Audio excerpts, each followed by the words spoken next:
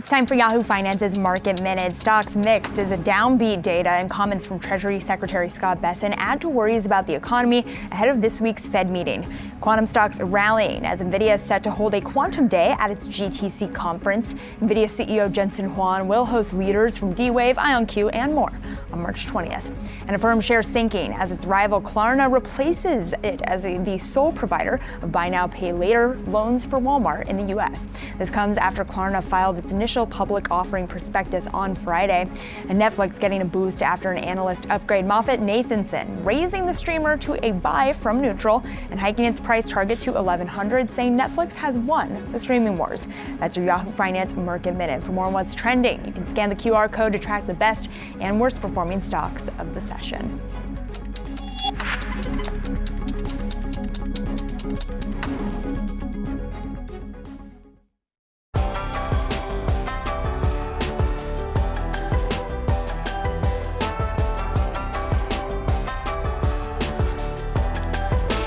Welcome to Wealth, everyone. I'm Brad Smith, and this is Yahoo Finance's guide to building your financial footprint. Our community of experts will give you the resources, the tools, the tips, and the tricks that you need to grow your money. Hey, on today's show, we're heading into spring home buying season with rates higher than most buyers would like and changes in policy that could impact the market.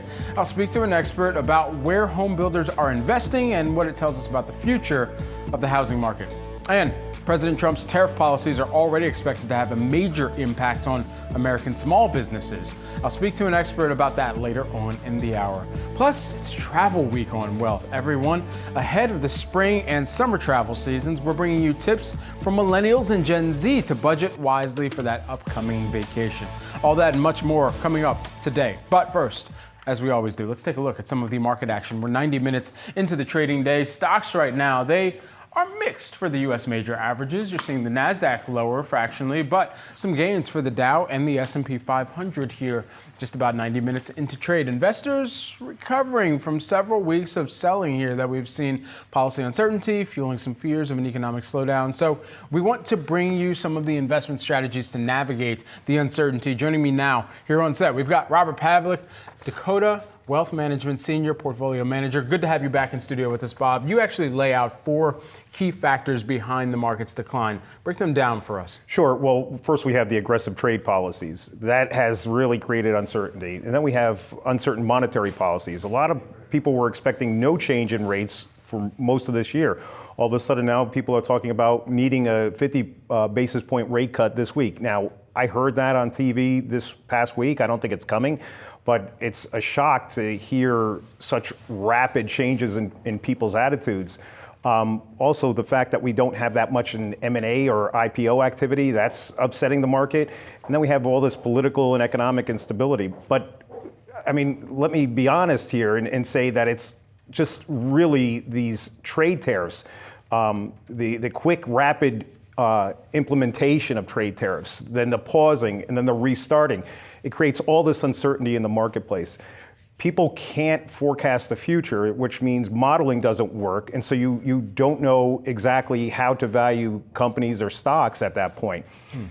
Economists are worried about a recession coming because of the increase in costs associated with tariffs. Now, I think that some of that is misplaced logic because there are alternatives to certain products. I mean, for instance, French wine. I mean, first of all, if you're buying French wine, you're probably not that worried about a trade tariff. But if you are buying French wine and you are a little bit concerned with that, there's wonderful wine from California, and then there's wonderful wine even from the Connecticut Wine Trail. And then, I mean, if you're looking for avocados, I mean, some of that is going to be coming from Mexico, but they grow avocados in Florida, they grow them in California, and so there are other alternatives is the point. Yeah.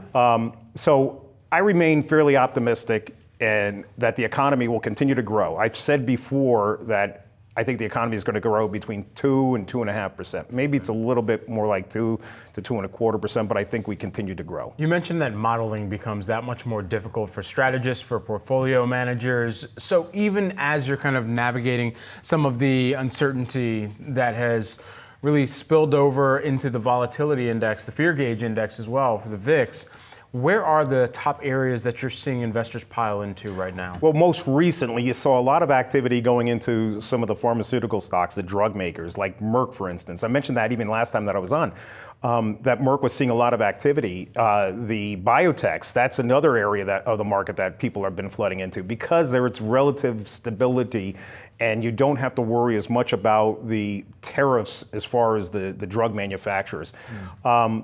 There's also been a lot of activity in the consumer staples area. Now, you're seeing a little bit of that unwind today. So on Friday, it's important to note that we traded all the way down to the 200-day moving average. It was a 10% correction, and we stopped like hitting a brick wall. Wow. And that attracts a lot of attention. And then you started to see a 90% up volume day, which was encouraging. Now, are we out of the woods yet? No, I don't think so. But at least it's an encouraging sign until we get more trade tariff announcements. Then it becomes a problem. And so what would be your leading plays right now in order to make sure that, even if you do have, and you'd mentioned how we kind of hit that brick wall on the way down, but now, what is the next conviction for people to kind of pile into a concerted trade? So for the retail investor, hedge funds are not going to be listening to me. Traders are not going to be listening to me. I think for the retail investor, the self-directed person, you first want to stick with the best quality companies that are out there. Look for solid, strong management, companies that are known for their management and that have stability in their marketplace, that are not worried about all sorts of things that are going on in the marketplace. I think if you do that and you sort of leave yourself enough room by starting an initial position to add to it in case the stock actually retreats a little bit, you're feeling pretty good about that.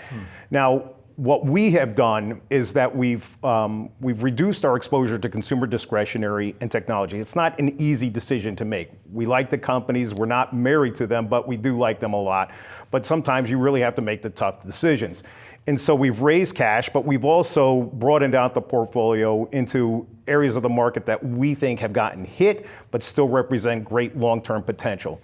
So names like Boston Scientific. Now, if you take a look at the chart on Boston Scientific, BSX, stock has done incredibly well over the past few years, but it traded down to its 100-day moving average, hit that like a rock and bounced. And it's very rare that it happens for that particular company. Another one is Intuitive Surgical. The leader in what they do, they have over 8,000 Da Vinci systems in the entire world. Now, if you have a hospital that is invested in a Da Vinci system, your doctors have been trained on this particular machine. Yeah. It's not like you're going to be able to choose another machine right away. I mean, you're committed to that infrastructure. Even mechanics, I mean, they don't go from Snap-on to Harbor Freight Tools, you know what I mean? Yeah. And so the last name would be Fair Isaac. Now, Fair Isaac has also done incredibly well. Again, come down during this period of transition in the market. But I think as you get to worry about where the economy is going, people are going to be looking for more credit. Fair Isaac is just that. It's FICO. So those are three names that I think you could invest in, take an initial position, and feel comfortable with sleeping at night. Just lastly, you mentioned earlier on in the conversation the decision that we're going to get this week from the FOMC, the second meeting of the year. To what extent should investors be taking their cues from the Fed, not fighting the Fed, but trying to anticipate how they're reading through the data in the economy? Well, I think if you're going to look for cues as to what is going to happen with the Fed, I don't think that's going to really come because I think the Fed is just as perplexed as to what happens next as the rest of us. Now, they're going to try to sort of calm the markets down by saying, we've got this, in other words. But what they do next, I think, is going to probably be a rate cut, maybe in June, maybe a little bit later. But I think that the slowdown in economic activity is going to probably force their hand. I mean, we have gotten some reduction in inflation, which is positive. Yeah. But you're not going to get the all clear waving flags type of signal to dive back in. For a long-term investor, you have to remain committed to what you're doing. If you're going to be looking at the high momentum names, the app loving, I'm not the person to ask about AppLovin, or even Palantir, because they're just too difficult to understand. But I think if you're going to be doing that, you have to have the financial wherewithal and the capability of taking that kind of risk. Yeah. So I wouldn't put in my entire future on that, but just be mindful of what you own. Bob, good to have you back here. Thank you very much. Appreciate it. Now time for some of today's trending tickers that we're tracking. You can scan the QR code below to track the best and worst performing stocks of the session with Yahoo Finance's trending tickers page. Joining me now is Catalyst host Madison Mills. Maddie, first up, we got to talk about this call on Netflix. Yeah. Netflix getting a big upgrade here today to buy and a price target increase to $1,100. This is from MoffettNathanson analysts. And in a note, analysts saying Netflix has won the streaming wars, citing advertising revenue, a large consumer base, and lots of runway ahead, they say, to grow its margins here. Shares up handsomely on the day by about 4% right now. Yeah, it's interesting. They talk a lot about how they have more room to run when it comes to pricing power, which is obviously what you want to see from a stock that you're going to be owning potentially, right? They say when you're looking at revenue per hour viewed, it's still looking a little bit light. So that indicating to them that they could be getting more out of each individual consumer here. They're under earning relative to their engagement. So again, seeing that as a positive catalyst for the name moving forward. They're also, though, talking about the fact that they have an advertising ramp. They're forecasting between over $6 billion in advertising revenue in 2027 and $10 billion in ad revenue by 2030. So just huge numbers there. Also can continued growth in their subscription revenues and faster growth in advertising, which they believe will continue to drive that expansion forward, reaching 40% peak margins by 2030 with more room to grow from there. So a very grow story in this note from MoffettNathanson. And also just the fact that they say literally case closed when it comes to Netflix winning the streaming war, obviously a huge boon for Netflix. Yeah, Netflix has long been the North Star for a lot of other companies' direct-to-consumer entertainment ambitions, and has even prompted activist campaigns we know in Disney, where Netflix was directly cited as essentially saying, hey, why can't you get those types of margins? And so them being used as a lot of other different streaming companies, North Stars, and their efforts here, it's been remarkable to watch others try, fail, or try and continue to spend into those experiences just to be within the neighborhood of companies, or at least streaming properties that households are willing to continue to buy into as well. Sure. Okay, let's also talk a little Norwegian Cruise Line here while we have you here, Maddie. They also got an upgrade from JP Morgan analysts despite signs of weakening consumer sentiment and lower than expected retail sales. The report's saying that the company sees, quote, zero detectable change in demand behavior to date. Shares of Norwegian Cruise, they are higher right now by about 4%. We'll round that off too. I think it's interesting. We've been talking a lot about the wealth effect. That is this idea that the wealthiest people in the world are wealthy in part due to the stock market. When stocks are down, what happens to those wealthy consumers? Maybe they pause on spending. Maybe that's hurtful to a company like Norwegian, which does see most of its brand targeting higher end income consumers. Having said that, JP Morgan still bullish here, right? Lifting their price target here, and they also lifting their rating when it comes to neutral to overweight here. They talk about an incremental top-line opportunity for the company. They say that the CFO did represent kind of a cautious tone on their earnings call here, talking about kind of they're not going to guide to perfection, and that they are still concerned about some potential headwinds when it comes to geopolitical tensions bubbling over in the Red Sea in particular here, and given the Russia-Ukraine truce still remains in the balance. But they don't say that they're seeing any change when it comes to demand behavior. They say zero detectable change in demand behavior to date, despite the noise in the macro backdrop. That is a stock that you want to own if you are someone who is concerned about that consumer spending, and you're hearing JP Morgan say there's no change in consumer behavior on this stock. Are you a cruiser? Do you do cruising? Never. I hate the idea of a cruise. That is my worst nightmare. Wow. Trapped at sea? No, thank you. No, can't International law? Maritime law? I'm not doing that. I'm with you on Not that, for me. Maddie. Not for me. Too much water. Exactly. Thanks. Appreciate it, Maddie. Coming up, home builder confidence dipped once again. I talked to an expert about where builders are investing next on wealth.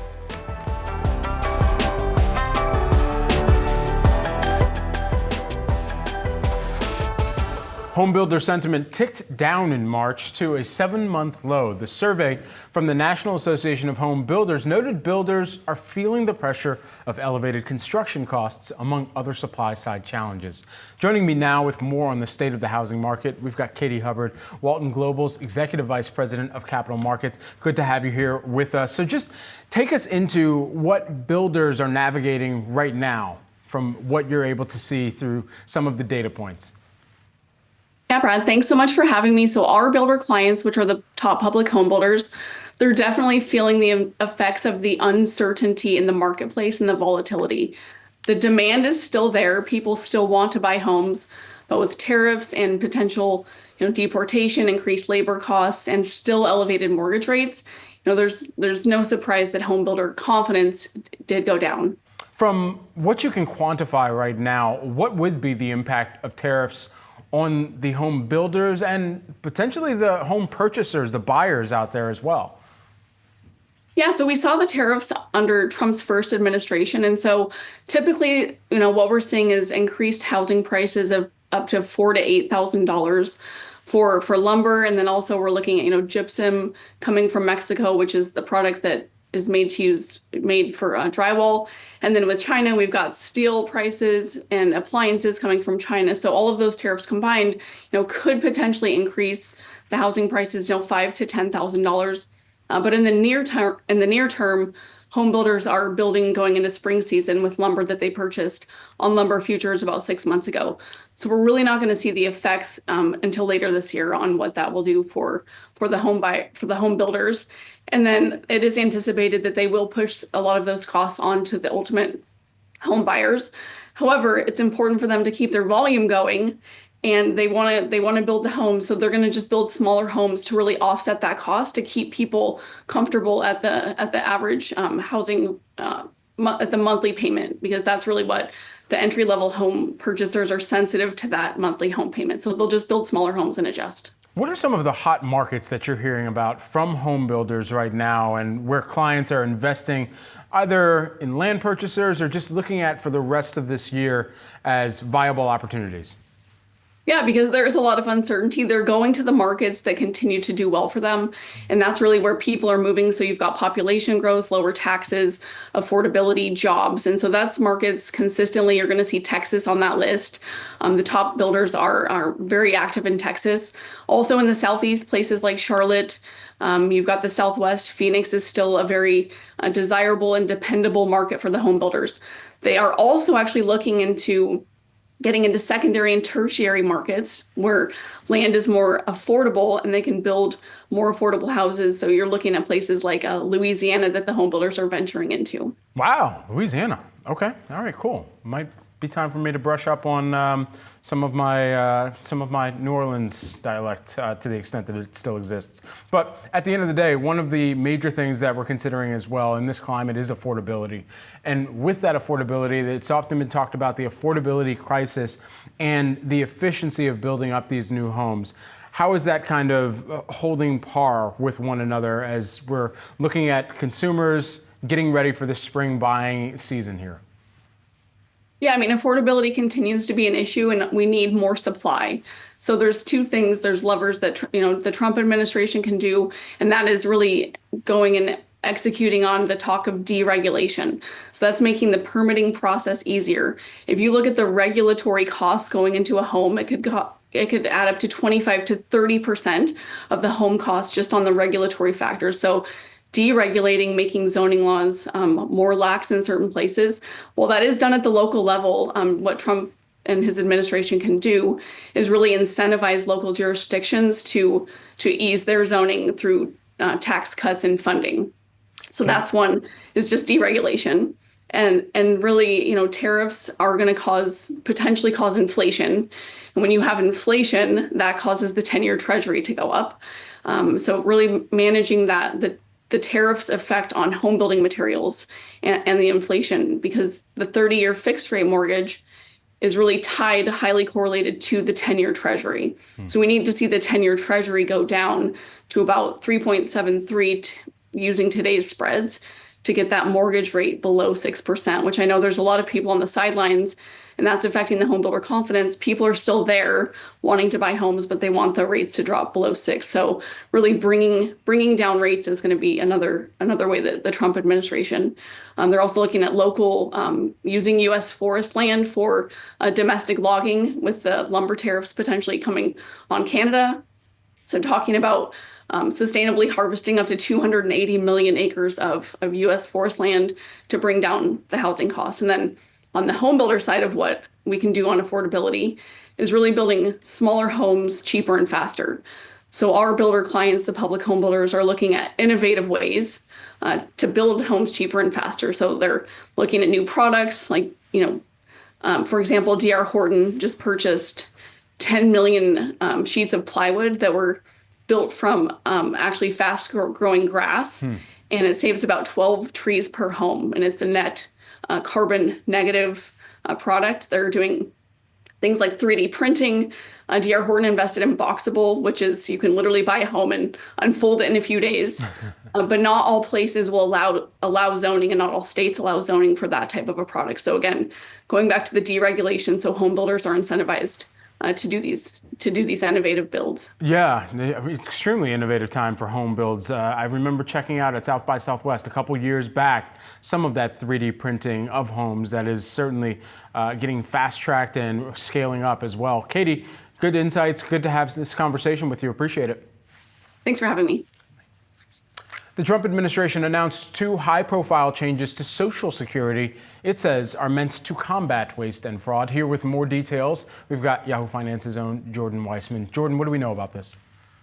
So this caused a bit of controversy in the past couple of weeks. I want to start off with what I think is the big one for most Yahoo readers and viewers, which is that if you receive a Social Security overpayment now, the Trump administration says it will try to claw back that money by taking as much as 100% of your entire monthly benefit check. It will take your whole check. It will garnish the check. This is undoing a reform that the Biden administration put in place that said they would take at most 10% of your monthly benefit if you got overpaid. This is going to be a big deal for people on Social Security disability who, because of the weird work rules in that program, often receive overpayments, but it also could affect some seniors. And of course, it's controversial because the reason the Biden administration put that reform in place to start with is that they discovered that some Social Security beneficiaries were getting hit with tens of thousands of dollars worth of overpayment penalties, oftentimes through no fault really of their own, but because of processing delays and things. So, be careful on this one. Be aware that if you get an overpayment, try to do something about it early. Jordan, how soon might this go into effect? This starts going into effect after March, so it's going forward. It does not apply to people who had overpayments before. Also the second change I want to talk a little bit about, maybe not as big a deal in the scheme of things, but it got a lot of attention, which is that the Social Security Administration is no longer going to allow people to change their direct deposit information over the phone. They're going to make you do it in person or through their online portal. This, they say, is to prevent direct deposit fraud, people calling up and claiming to be a relative and changing someone's account. How often that really happens is a little bit unclear. The reason this got so much attention at first, though, was there was reporting that the Trump administration was considering much, much stricter limits on what you could do via the phone with Social Security. They either that reporting wasn't right or they abandoned those plans, but still they are going to limit your ability to change your account. Again, this matters for seniors because sometimes they're not so great with computers, or they might not be able to get to a Social Security office. And now and then their account information might change for reasons out of their control, like their bank merges. So it might be a little bit more of a hassle for some folks. Be aware, if something changes with your direct deposit information, get on it ahead of time before your check is about to land. All right, great tracking these stories. Jordan, appreciate it. And thanks for having me. Coming up, with President Trump saying more tariffs ahead, we're looking at the impact on small businesses. That's next.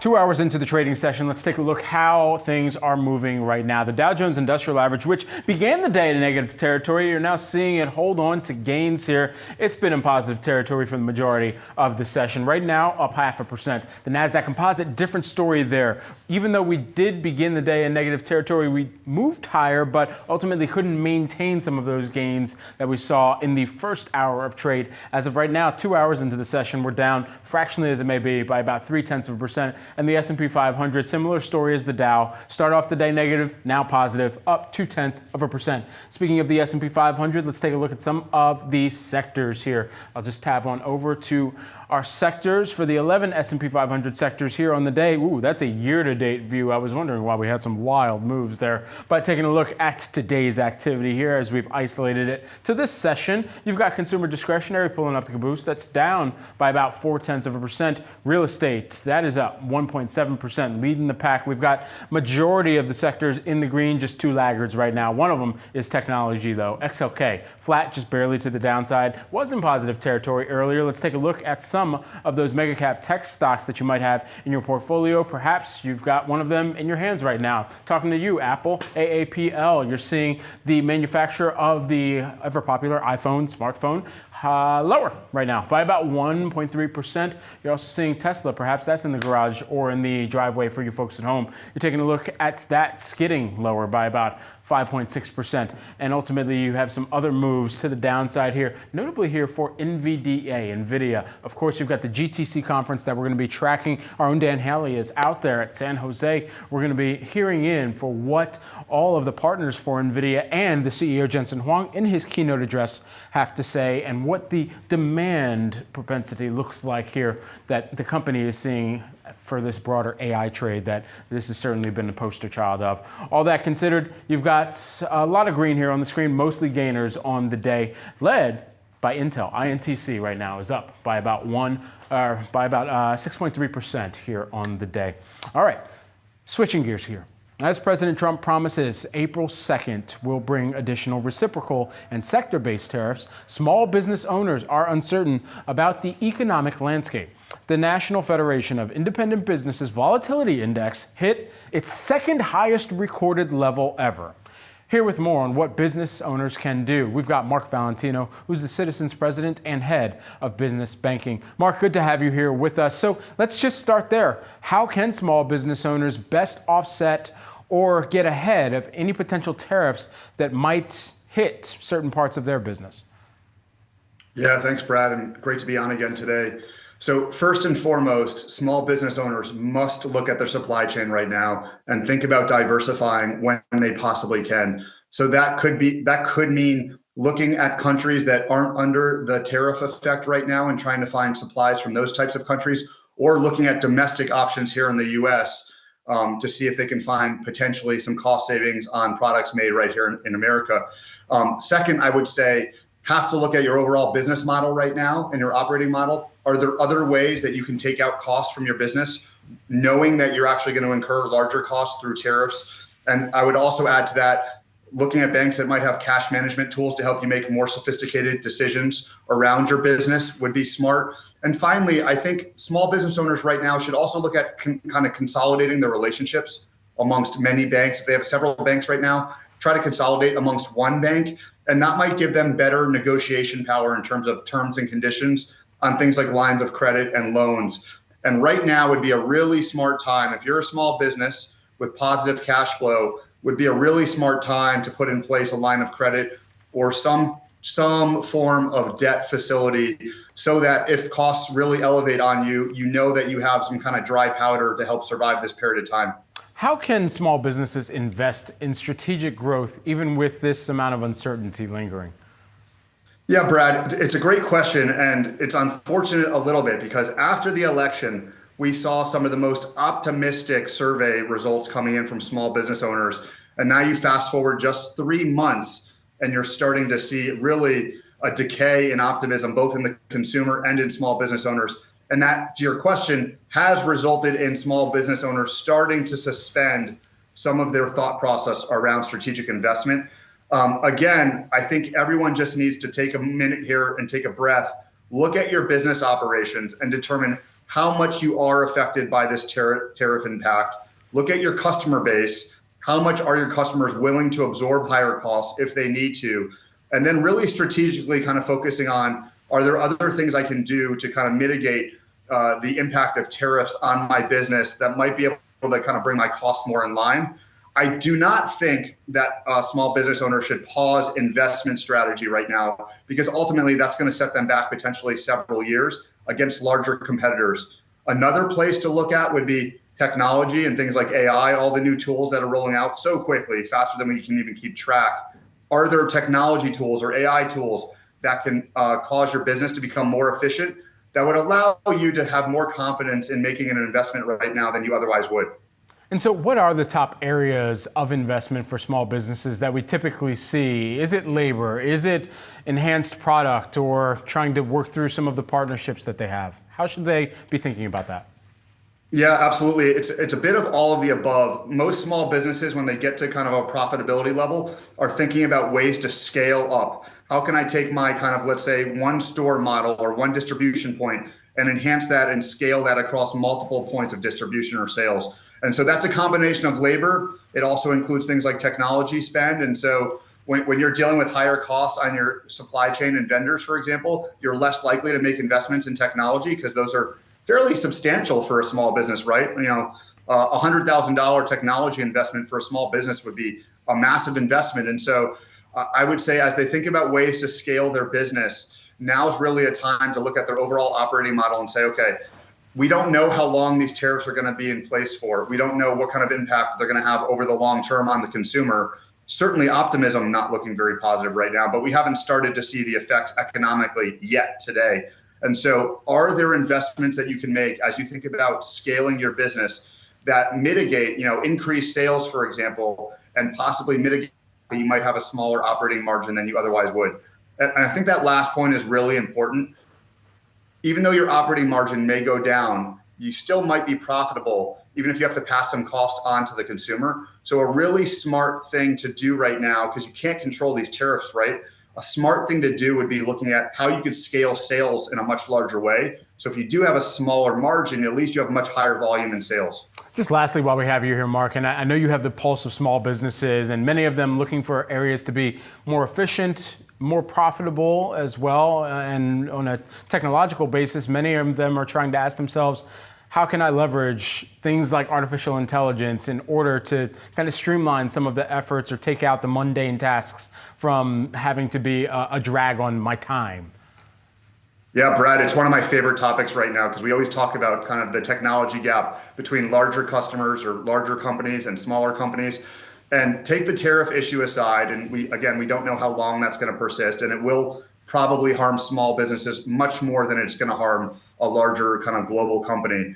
But with that aside, I think one of the abilities that technology, and specifically AI, as you mentioned, is going to have on the future, it's really going to help equal the playing field a bit for smaller companies to play larger than they actually are. Because through AI tools, and specifically generative AI tools that are now coming out, smaller players in the marketplace are actually going to be able to do things at a much more efficient scale with less labor intensity than they've had to in the past. And so if you're a 5-person company, some of the AI tools out there right now will allow you to do marketing faster than you've ever done marketing before, PR, sales expansion, and all of these exciting things that you can do through kind of the multiplication of AI effects will actually, over the long term, allow smaller companies, I think, to be much more successful, especially in comparison to larger companies that have a lot more kind of dry powder to spend on technology. Mark, thanks so much for taking the time here with us. Good to see you.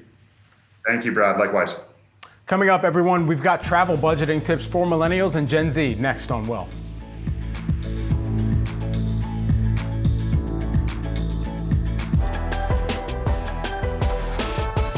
The spring and summer travel seasons are just around the corner. All week, we're bringing you tips and tricks to fit your travel plans into your budget. Today, we've got budgeting tips for Gen Z and millennials. Hello, it's me. Hi, I'm the problem. It's me. And Haley Berg from the Hopper, lead economist over there, joins us now. Haley, there's a lot of uncertainty around the health of the economy right now. And should younger travelers be prioritizing saving over trips? We were just having the discussion between me and the control room during the break about this very thing.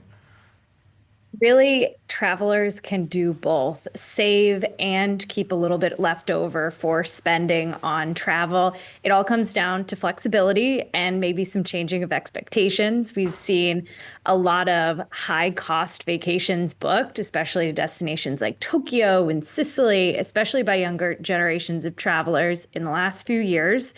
Now, during an economic contraction, we'll probably see travelers stay a little bit closer to home.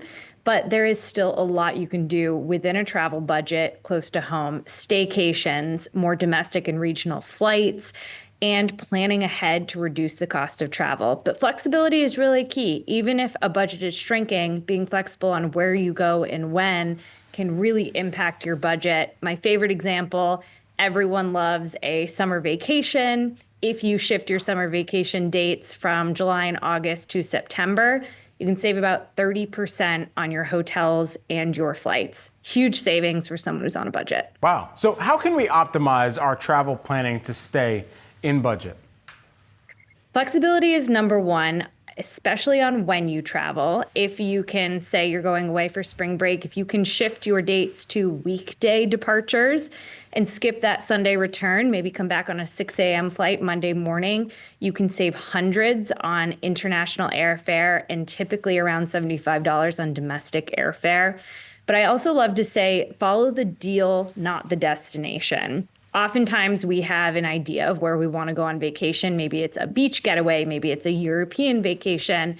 If you're not tied to a specific city, look at all of the options available to you. My favorite example in Europe is Portugal. There are a lot of low-cost carriers who fly from the east coast of the US direct to Portugal. The airfares are low. Portugal is a low-cost country to travel within, and gives you access to the rest of Europe if you do want to go to one of those more expensive traditional tourist cities. And so what is the best way to pay for a trip? Is it cash or is it credit? It's the way you can afford it most, That works. but there are a lot of options when you're booking travel. So we've come a long way from just credit or debit being your only options when booking travel online. Today, you can book with a credit card, a debit card, via Apple Pay, Google Pay, and also with things like buy now, pay later options or with rewards points. What I recommend for travelers is to check your piggy banks wherever they are, your rewards points, saved value you have with specific travel providers, and then book the way that makes the most sense for you. If you get extra points by booking with a particular credit card you have, can you combine booking with that credit card with using some of the points that you already have to shave a couple dollars off the top of your trip? Or try buy now, pay later. It's a favorite of Gen Zers and millennials. Help divide up the payments for a more expensive trip, whether it be a resort stay or just a more expensive airfare. All right, so for buy now, pay later, because we mentioned it, what is the decision tree around determining whether or not you should be doing BNPL for travel budgeting? One of the best advantages of buy now, pay later in travel budgeting is oftentimes when you book travel, you have to pay up front for everything, whether it be your hotel stay or your airfare. And that can be a big ticket item, maybe a couple $1,000s combined if you're going on one of those bigger vacations. The advantage of buy now, pay later is you can spread payments for that trip over multiple months, typically with a low or a 0% interest rate. That said, you should only be using buy now, pay later if you can afford the trip outright. It's a great way to spread the payments over time, reduce the load on a particular month. But even if there's no interest, you still can face late payments and you do still need to pay all of the payments in the term. So really only use buy now, pay later as a tool in your toolkit. Don't use it as a way to spend more than you can afford on your trip. Haley, always sound advice. Thanks so much for joining us. You're reframing how I think about some upcoming trips. Appreciate it. Great being with you, Brad. Coming up, the workplace benefits that mean the most to workers, from Zoomers to Boomers. That's next.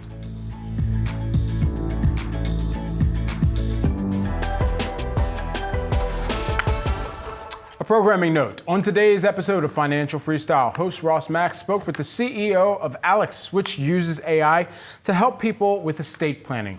Hugh also shares his own personal journey in the tech world. Take a listen. There's a couple things about planning that a lot of people won't tell you. One is the best plans begin to go stale the moment you leave the lawyer's office, for instance. You buy a new car, you buy a house, and if you don't refresh those plans constantly, there's always some assets out there. It doesn't handle all the other things associated with this, like bills and subscriptions and credit card payments and all those things that have to happen. Those are the things that can really tie you down. To catch the latest episode of Financial Freestyle, tune in every Monday at 12 p.m. Eastern Time on Yahoo Finance or wherever you get your podcasts. The 2025 MetLife Workplace Benefits Survey found that 68% of workers are concerned about economic uncertainty and that their employers should focus on building trust in a volatile market. Joining me now to break down the top findings from the report, we've got Todd Katz, MetLife Investment Management, Executive Vice President of Group Benefits. Todd, good to have you here with us. So why was trust the big theme of this year's report? Yeah, hi, Brad. Thank you for having us and really excited about our report. Look, employees in the workforce today are feeling a lot of stressors out there, and those stressors are around all parts of their life. And what was evident in the research was that when employees trust their employer, they are far more holistically healthy, and that's critical for them as individuals, but also for corporations. And so with this in mind, as we're taking a look at some of the top sources of stress for workers here, how can employers go about mitigating some of these stressors as they're having a continuing and rolling discussion with their workforce and their team? Yeah, so the report goes into a lot of really good insights about what employers can do. Let me hit on two quick themes. First and foremost, really providing a supportive and social culture for their employees, making sure they create that transparency and that connectedness so employees feel recognized for the good work that they do, and really building that trust between the employer and the employee. But the second one, which is core to the report, is also the importance of employee benefits. Employers have an opportunity to use employee benefits to meet the unique needs that their employees have by educating them on those benefits and making sure that employees are positioned to make great benefit choices. So this is a pivotal year here, and it can't go understated. There are more members now of Gen Z in the workforce than baby boomers. So how is that changing what benefits workers are valuing? Yeah, Brad, you hit it right. This is the first year that we have more Gen Zs in the workplace. And when we really got underneath the research, the Gen Z segment self-identifies as the segment with the lowest holistic health. And by the way, if we fast forward just 3 to 5 years from now, our Gen Zs and our millennials will be almost 2/3 of our workforce. So it really gets at understanding those things that are important to Gen Zs. Those are things like focusing on mental health, focusing on social health, making sure that you're creating an environment where a Gen Z feels cared for, but also feels that their employer trusts them. And when you put those two things together, we see holistic health, even for the Gen Zs, going up significantly. How do you believe this is going to change in that prioritization? What Gen Z, what millennials, what is being advocated for as they are even applying for a job and negotiating for a total compensation package? I think it's going to be an individual piece. Not everyone's going to be the same. But I would say paramount across all generations is to treat people as individuals and understand their unique needs. To do that, employers really need to have a diverse set of benefits that go into that compensation package so that it's not one size fits all, but it's showing that individual that you as an employer have put something together that they can curate to meet their unique needs. What do you think the number one benefit is going to be that trends higher among prioritization as we see a younger workforce now take on the majority of people who are in the labor force participation?